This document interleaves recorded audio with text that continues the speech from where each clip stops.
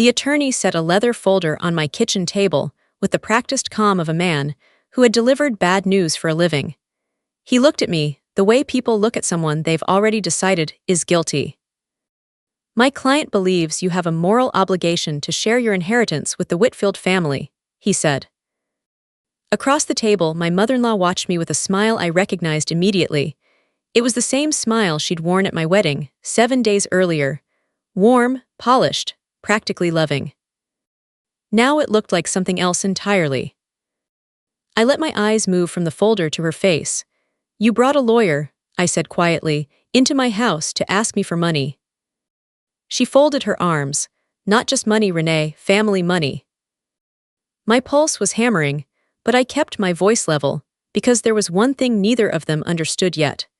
They had no idea how much I actually had, and they had absolutely no idea what my father had told me to do the day someone finally came looking for it. My name is Renee Callahan. I'm 32 years old, a captain in the United States Army, and up until that morning, I had spent most of a week trying to convince myself that marrying Thomas Whitfield was the best decision I'd ever made.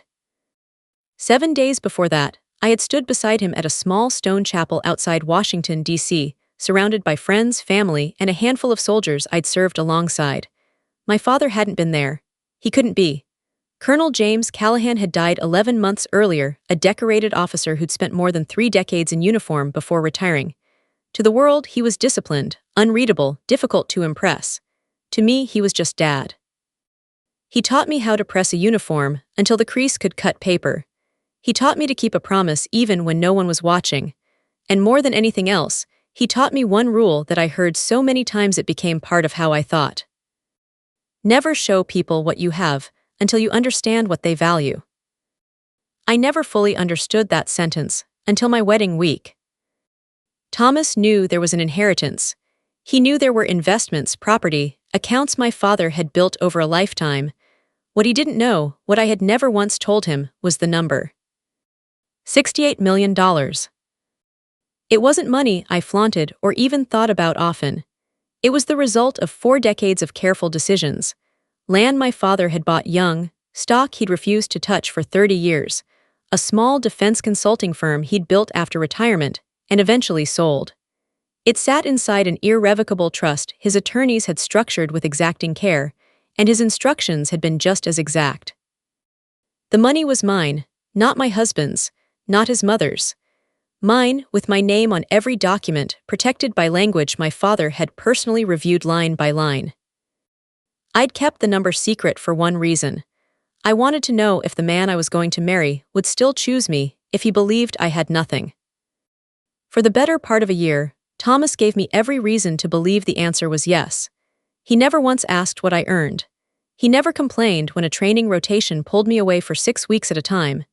He'd show up at 5 a.m. with coffee before I left for physical training and tell me, without being asked, that he was proud of me. That was the man I thought I'd married. His mother, Diane, was a different story. In public, she was gracious, almost theatrical in her warmth. But underneath the manners, there was always a quiet, patient calculation. She'd ask questions that sounded like small talk. "What did your father do for work? Did he leave you the house?" I kept my answers vague. Thomas usually changed the subject before I had to. So when we married, I genuinely believed the secret was safe.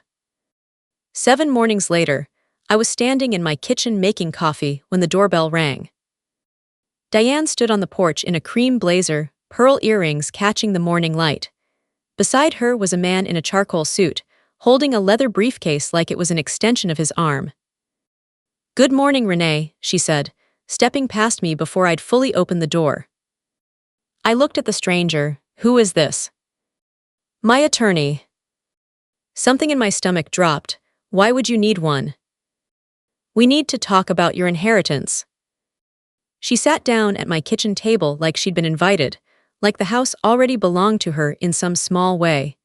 The attorney opened his briefcase and slid out a folder. "I'll be direct," he said. "Your marriage creates certain financial obligations. Not where my inheritance is concerned." Diane leaned toward me, her voice softening into something meant to sound wise. "Your father was a respected man, Renee. He understood family obligation. I almost laughed out loud. My father understood boundaries. Renee, she pressed. Thomas is your husband now. What's yours belongs to the family you married into. No, I said, that's not how a trust works. The attorney pushed the folder toward me. There's a proposed financial agreement here. It would establish shared access to certain inherited assets. I didn't touch it. Instead, I glanced at the top page and my mouth went dry. There were details listed about my trust, numbers, account structures, details that maybe 6 people on Earth should have known. How, I said slowly, did you get this information? Neither of them answered. I looked from the attorney to Diane.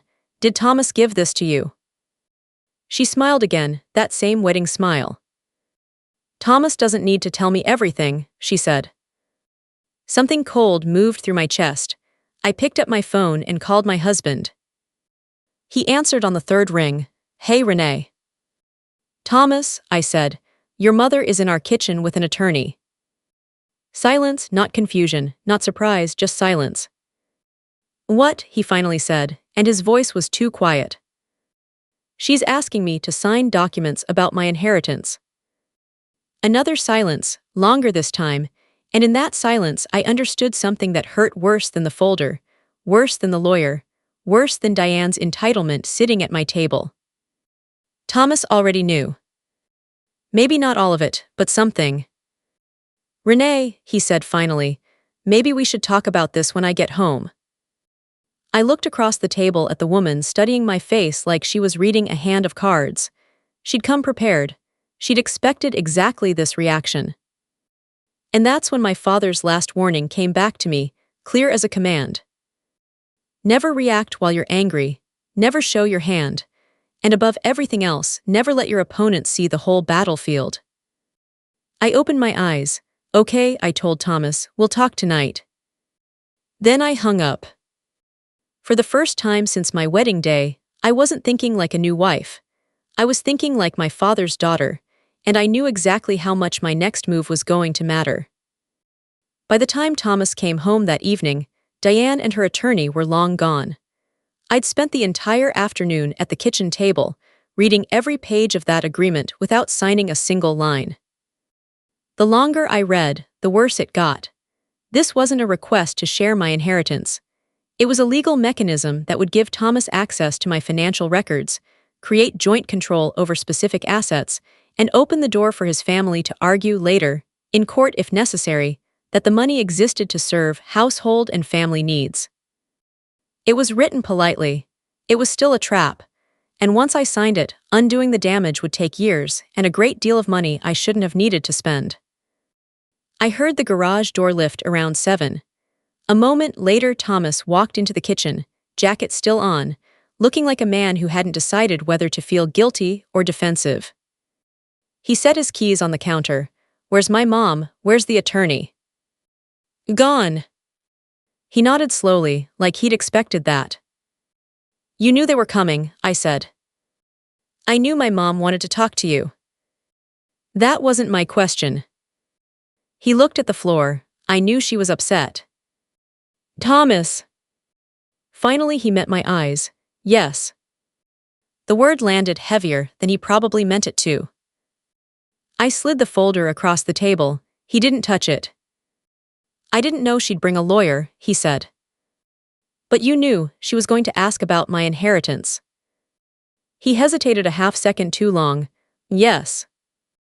I sat back in my chair, and for a moment I couldn't find any words at all, not because I was shocked, but because I was disappointed in a way that felt almost physical. When did you find out? A few weeks ago. My chest tightened. A few weeks. My mother heard something from one of your dad's old business contacts. That doesn't make sense. That number was confidential. He looked away, and that tiny movement told me more than any answer could have. You knew the amount, didn't you? I said. You knew it was big. I knew your father left you money. How much? He didn't answer. I stood up. How much did you know, Thomas? I don't remember exactly. You don't remember hearing the words, $68 million. His face changed. There it was, the reaction I'd been braced for since I opened that folder. He knew. Maybe not every detail, but he knew the number, and he'd carried it around inside our engagement like a stone in his pocket. Suddenly, every strange, small conversation of the last few months looked different.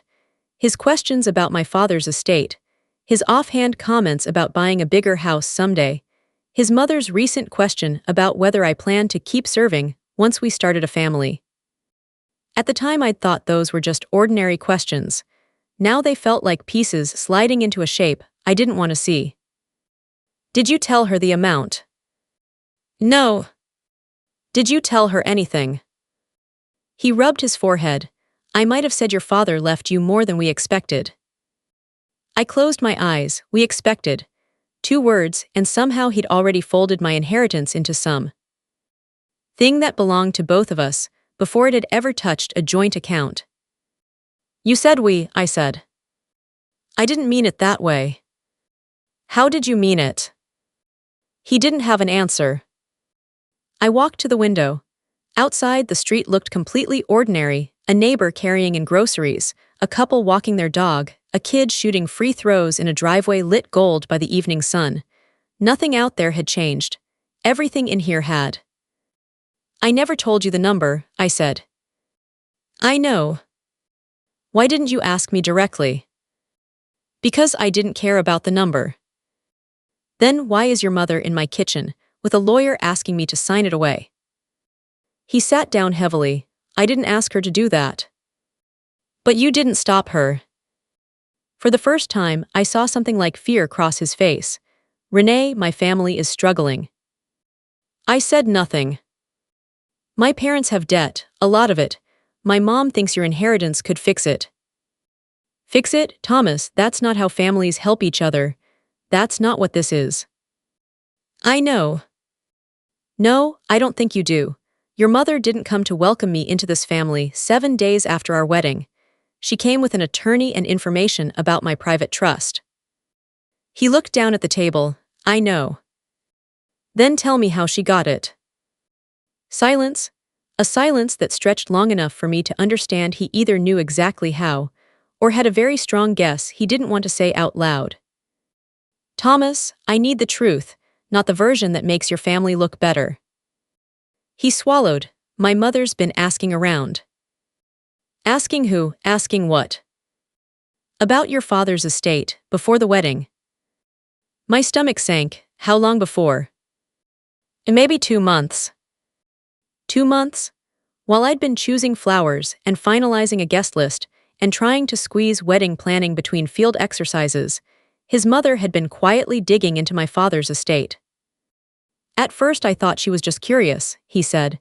Then I realized she wasn't. What did you do about it? I told her to drop it. Did she? No. I stood up again. Why didn't you tell me any of this? Because I was afraid. Afraid of what? Of losing you. I looked at him for a long moment. You should have been more afraid of losing my trust. That night, I didn't sleep next to him. I took a blanket to the guest room and shut the door. But instead of crying, I did something my father drilled into me during my first year as a young officer. I separated the facts from the feelings. Fact 1, Thomas had known about the inheritance for weeks. Fact 2, his mother knew the exact figure. Fact 3, a lawyer had already drafted paperwork. Fact 4, someone had obtained confidential trust information they should never have had access to. Fact 5, my husband was still not telling me everything. The next morning, before sunrise, I called my father's estate attorney. Robert Ashford had represented my father for almost 15 years. He was one of the very few people I trusted without any qualification. When he picked up, I didn't waste time. Robert, someone has information about my trust. A pause. What kind of information? The amount, the structure, details about the accounts. His tone sharpened instantly. Did you disclose any of that to your husband? No. Then we have a problem. I thought so. Come to my office, he said, this morning. I drove into D.C. in the early gray light. Robert's office sat inside an old brick building where my father had spent countless hours over the years reviewing contracts and trust documents. Robert closed the blinds before he said another word. "Someone attempted to access your trust records last month," he said. I stared at him. Who? "We can't say for certain." "Then how do you know it happened?" "Because the request came through a third party, using identifying information connected to your husband." My stomach dropped straight through the floor. "Thomas." "We can't say he personally submitted it, but whoever did had information tied to him." Robert opened a drawer and pulled out a sealed envelope, and the second I saw the handwriting on the front, the air left my lungs. My father's handwriting. "He left this with me," Robert said, "with very specific instructions. I wasn't to give it to you unless someone attempted to interfere with your inheritance." My fingers trembled as I reached for it. "What does it say?" Robert's expression softened into something almost sad. "I think your father expected this day might come." 11 months. I'd spent 11 months avoiding anything that made his death feel too real, too final. And now I was holding an envelope that made it more real than anything had since the funeral. I broke the seal with my thumb. "Renee, if you are reading this, someone has tried to reach what I left you." I stopped breathing for a second. Robert quietly shut the office door and gave me the room. "Do not confront them until you understand what they're actually trying to accomplish." My father knew me too well. He knew my first instinct would be to call Thomas, to corner Diane, to demand answers immediately. Instead, from beyond the grave, he was telling me to wait, to watch, to think before I moved. I kept reading. The money was never the important part of this. The people who reveal themselves because of it, that's what matters. My eyes blurred. I'd heard some version of that sentence my entire life.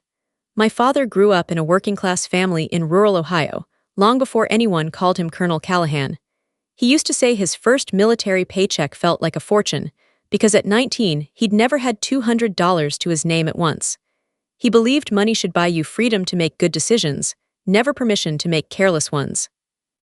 "I chose you as sole beneficiary because you've shown me something I could never buy or teach: restraint." Then the line that made my hands actually shake. "If anyone ever tries to convince you that marriage automatically hands them control of this inheritance, remember, inheritance and marital property are not the same thing. Get independent counsel before you sign anything. Anything at all." I looked up at Robert. He knew. "He was concerned there might be people around you," Robert said. "He never gave me a name." I looked back down at the letter. There was more. "I've also had Robert preserve records of any financial inquiries made by people connected to individuals who may one day approach you. If that happens, don't assume the person sitting across from you is the one actually pulling the strings." I read that paragraph twice. People, not one person, plural. Then the final paragraph, the one that undid me completely. "You'll be tempted to think you can end this by giving them enough money to make it go away. Don't. Once you pay someone who believes they're entitled to you, there is always another demand waiting behind the first." I folded the letter slowly. For the first time since the funeral, I cried not from fear but from missing him. I missed having someone older, wiser, unshakable in the room. Someone who could take a complicated, ugly situation and boil it down to one simple question: what is right? Robert handed me a tissue. "He loved you very much."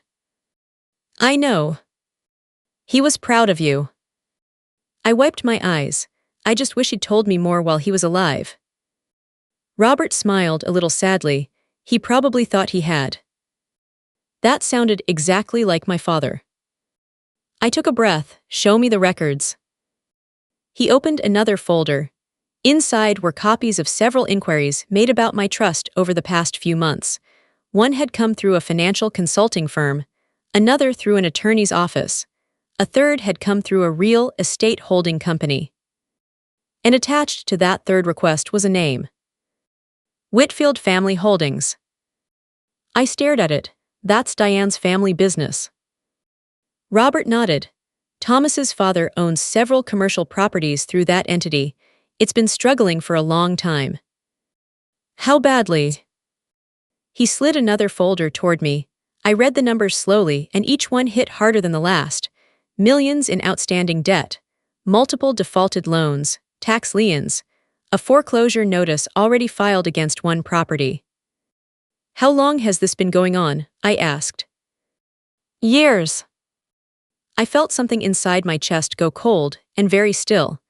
Neither Thomas nor Diane had ever mentioned a word of it. There's something else, Robert said, and handed me a printed email exchange between two people I didn't recognize. The subject line read, Renee Callahan, Marriage and Trust. I read it. The two of them discussed the possibility of convincing me to merge my inheritance with marital finances after the wedding. One sentence stood out from the rest like it had been highlighted. Once she's married, she'll be more emotionally vulnerable to pressure from her husband. My hands went numb. Who wrote this? We're still confirming. Does Thomas know it exists?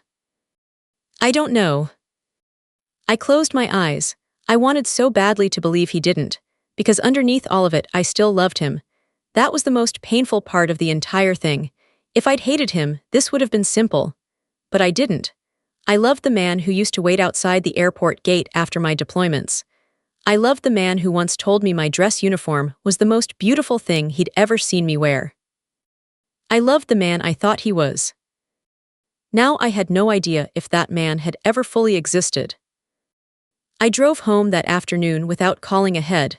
Thomas was sitting on the couch when I walked in. He stood up immediately. Where were you? My attorney's office. His face tightened. Why? Because your mother brought a stranger with a briefcase into our home. I know. No, you don't. I set my bag down. I know about the financial inquiries. His expression shifted. What inquiries? Don't. I'd never spoken to him in that tone before, and it stopped him cold. Thomas, did you or your mother try to access my trust? No. Did you give anyone information about my inheritance? No. Did you know your family has millions in debt? He stared at me and I watched him decide whether to lie. Who told you that? That's not an answer. He said nothing. You knew, I said quietly. I knew about my parents' financial trouble. I didn't know how far my mother would take it. You knew enough. He ran both hands through his hair. I was trying to protect everyone. Everyone except me. His face fell. That isn't fair. Neither was what happened this morning. He stepped toward me. I love you. I wanted so badly to just believe him, but love, I was learning, wasn't nearly enough on its own. Then tell me the truth, I said. How much does your mother want? He didn't answer. How much, Thomas? Enough to pay off the family's debt. That's millions of dollars. I know, and she expects me to convince you to help. I shook my head slowly. No, she expects you to convince me to give up control of my inheritance. That's not the same as help. He said nothing, and that silence told me everything. I walked past him toward the hallway. Where are you going? He asked. The guest room. Renee. I stopped at the doorway. I don't know if this marriage survives what's happening right now. His face crumpled. But I know one thing, I added, turning back. I am not giving your family a single dollar. That night, I put my father's letter in the drawer beside my bed and read it one more time before turning off the lamp. The final line stayed with me long after I closed my eyes. Don't confuse forgiveness with surrender. I understood, finally, that my father hadn't just left me money. He'd left me a warning. And now I was ready to find out exactly who had been planning to take what he built.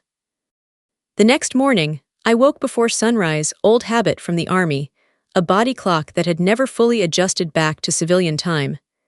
I made coffee, pulled my hair into a tight bun, and sat with my father's letter beside me at the kitchen table. I made a decision. I wasn't going to confront Diane yet. I wasn't going to corner Thomas yet. I was going to let them believe I was still confused, still soft, still easy to move. My father once told me something during a leadership course early in my career. When you don't understand your opponent's objective, don't rush toward them. Give them room to reveal it themselves. So I did exactly that. At 9 that morning, I called Diane. She answered on the first ring. Renee, her voice was almost bright, almost relieved. I've been thinking about yesterday, I said. I knew you would. I don't want there to be conflict between us. That makes two of us, I said, and I nearly laughed at how easily the lie came out. Maybe we should meet. A brief pause. I'd like that. Lunch. Of course. We met at a small, quiet restaurant in a nearby suburb. Diane arrived in a cream jacket and pearl earrings, wearing the expression of a woman who was already certain she'd won. She hugged me the second she saw me. I let her. I'm glad you're being reasonable, she said, settling into her chair. I smiled politely. I've had time to think. You're young, Renee. You don't understand how complicated marriage becomes once real money is involved. I understand plenty. Your inheritance is substantial. How substantial do you think it is? I asked, watching her face carefully. She smiled. Your father was a very successful man. That's not what I asked. She leaned in slightly. $68 million. My stomach sank, not because she knew a rough estimate, but because she said the exact number. I had never told Thomas that figure. I had certainly never told anyone in his family. I laced my fingers together beneath the table so she wouldn't see them tight. How did you find that out? She shrugged, unbothered. People talk. About private trusts. Don't be naive, Renee. There it was again, the quiet arrogance, the assumption that because she was older and wealthier and better connected, she was entitled to talk right around the truth instead of through it. She reached into her handbag and slid a second document across the table. I brought something. I didn't touch it. What does it do? It gives Thomas authority to manage certain investments on your behalf. Why would he need that? Because you're a military officer, Renee. Your career is demanding. I almost laughed out loud. So you think my career makes me incapable of managing my own money? That's not what I said. You implied it clearly enough. She sighed, the kind of theatrical sigh meant to make me feel unreasonable. I'm only trying to protect my son. From what exactly? From being financially excluded from his own marriage. My inheritance existed before I ever married him. That doesn't mean it shouldn't benefit your husband eventually. Shouldn't that be my decision? Her expression hardened just slightly. Marriage isn't a business. Transaction, Renee. No, I said quietly. Which is strange, considering you're asking me to sign a financial agreement 7 days after my wedding. You're making this difficult. I'm asking questions. She leaned back in her chair. Your father didn't raise you to be selfish. That sentence landed like a slap. For a moment, real anger rose in my chest, hot and immediate. Then I remembered the letter. Never react while you're angry. I smiled instead. You're right. Her whole posture relaxed. I knew you'd come around. I do understand, I said, and slid the document back across the table toward her. I understand exactly what you're asking me to do. Her smile disappeared instantly.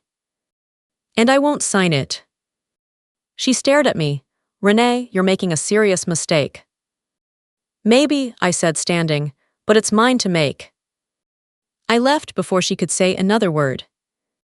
That afternoon, I met Robert again and handed him the second document. He read it carefully, his frown deepening line by line. This is worse than the first version, he said. How? This one contains language that could support a future argument that your inherited assets became joint property the moment you used any portion of them for shared purchases, even something as small as furniture. So they're trying to get ahead of anything I might agree to later. Exactly. I sat back, Can we prove this was planned before the wedding? We may be able to. He opened another folder. We found something. He handed me printed emails between Diane and Thomas. The date on the first one was 3 weeks before my wedding. Once you're married, she'll have a much harder time saying no. Don't pressure her before the ceremony. I stared at the sentence, then read it again. Then I found the next message. She trusts you, use that. I couldn't breathe for a moment. Thomas had received this, and he never showed it to me. Did he respond? I asked. Robert pointed to the next line. Thomas had written, I don't want to hurt her.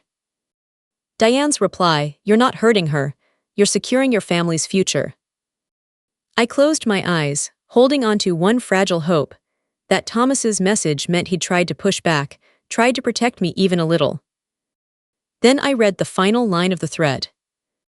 I'll talk to her after the wedding. My stomach turned over completely. The wedding, the single moment where I had stood beside him and promised to build a life together, a moment my father had missed because he was already gone, a moment I had believed was the start of something honest. They had been planning this before I ever walked down the aisle. What do I do? I asked Robert. Protect yourself legally, immediately. And Thomas? That depends entirely on whether he keeps cooperating with his mother. I nodded slowly and went home. Thomas was in the living room when I walked in, sitting with his head in his hands. He looked up. Renee. My mother called me, he said, told me you turned her down. I did. He looked exhausted. Please. I stayed standing. Did you know about the emails? His face went pale. What emails? Don't lie to me. He stared at the floor for a long moment. I set the printed pages on the coffee table between us. He looked down at them, and I watched his shoulders drop like something inside him had finally given out. I was going to tell you, he said. When, after you talked me into signing? No. Then when? He couldn't answer. I felt the sting of tears building, and I refused to let them fall. You let your mother start planning this before our wedding, Thomas. I never agreed to everything she wanted, but yes, I agreed to wait until after the wedding to bring it up. And you thought risking me was an acceptable price for keeping her happy. He looked up, eyes wet. I love you. I believe that you do, I said, but love without the courage to act on it isn't enough. The room went completely silent. I picked my father's letter up off the coffee table, where I'd left it earlier that week. My father warned me that people reveal themselves once money is involved, I said.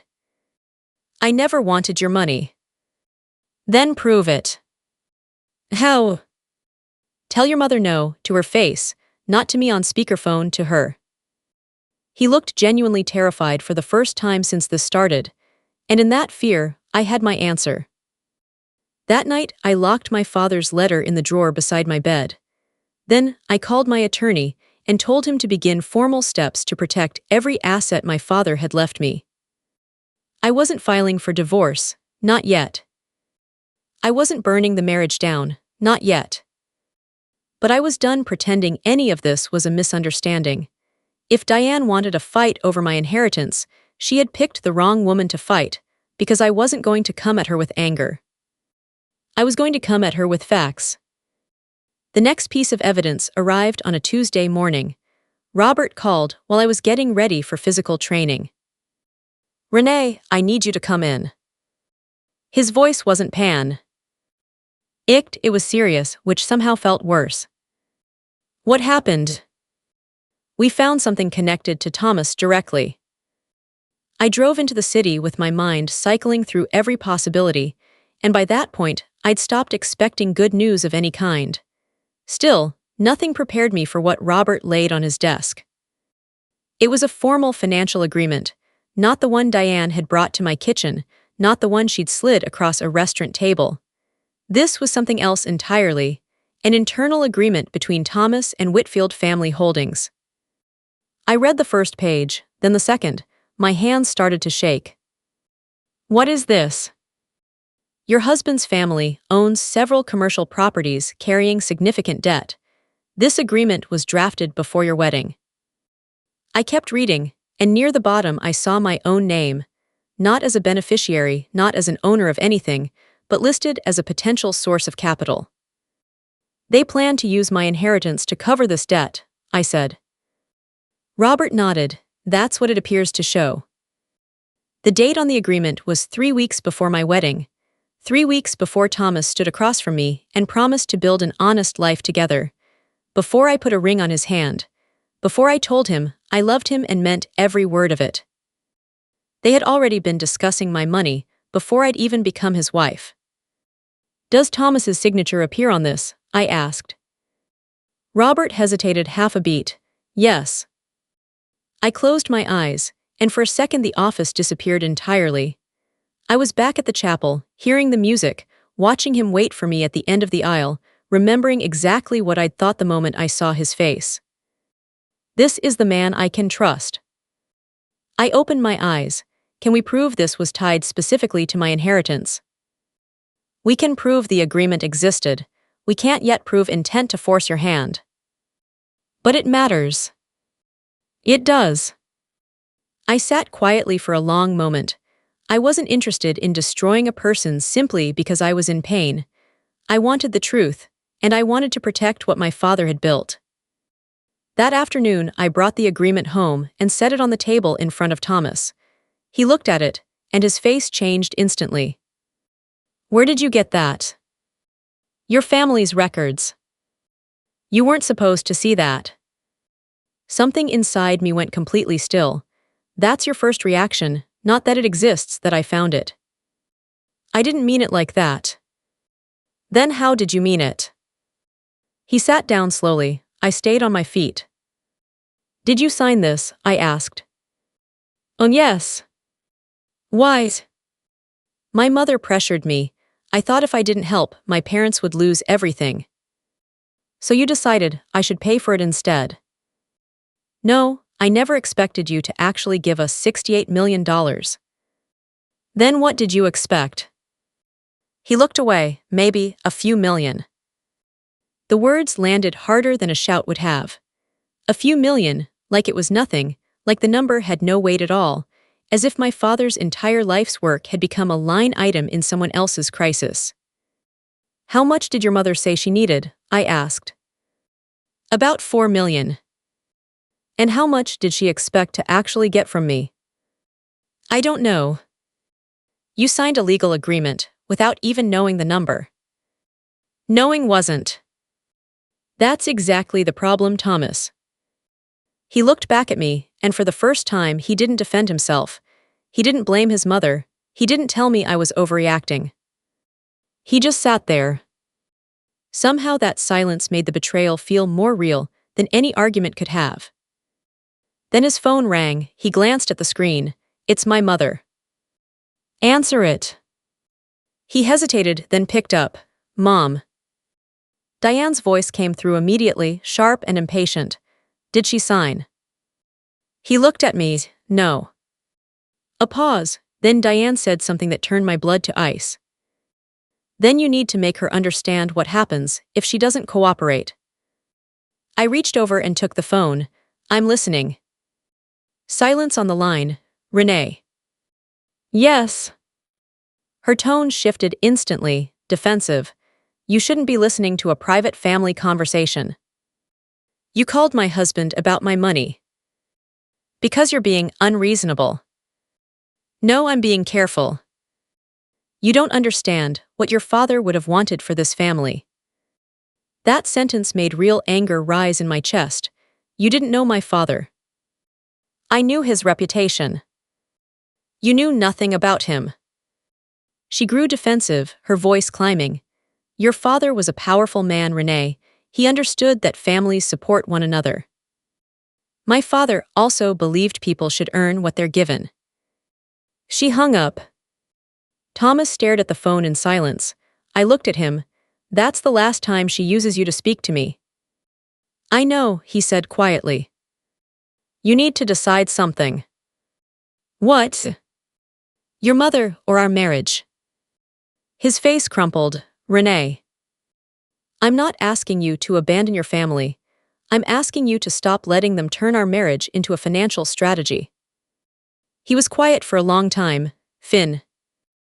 Ally, he said, I'll tell her no. I wanted to believe him, but words weren't nearly enough anymore. The following week, our attorneys arranged formal mediation. Diane arrived with her lawyer. Thomas arrived alone, a small detail, but it told me something had genuinely shifted. The mediator explained the purpose wasn't to determine ownership of my inheritance. That had never been in question. The purpose was to resolve the dispute and set clear boundaries going forward. Diane immediately accused me of turning her son against her. I said nothing. Robert laid out the evidence, the bank records, the emails, the internal debt agreement, the attempted trust inquiry. The mediator reviewed it methodically before turning to Diane. Mrs. Whitfield, why was this agreement drafted before the wedding? Diane shifted in her seat. It was simply a precaution.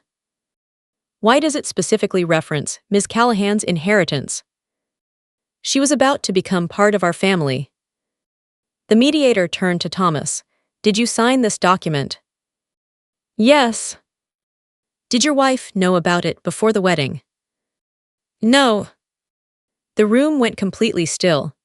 Thomas looked over at me. I was wrong, he said, and this time I believed him not because of the words themselves, but because he was willing to say them out loud in front of everyone with nothing left to protect.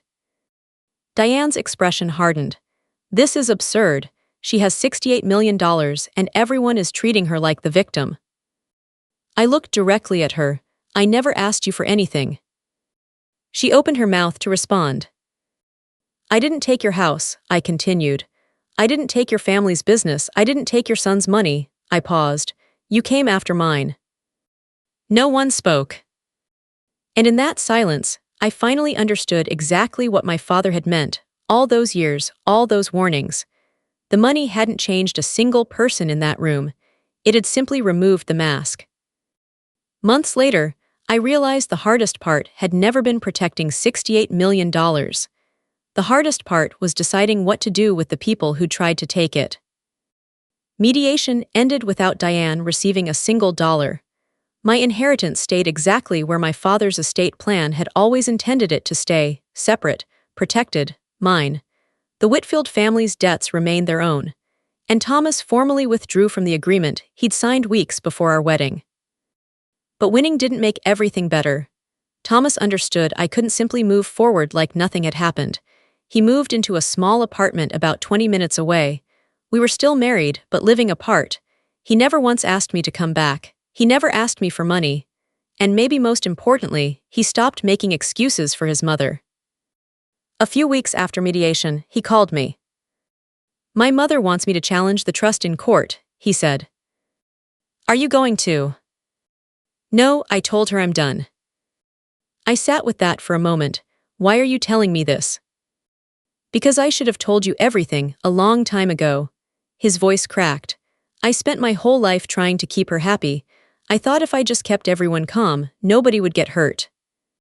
Someone did get hurt. I know, I'm sorry.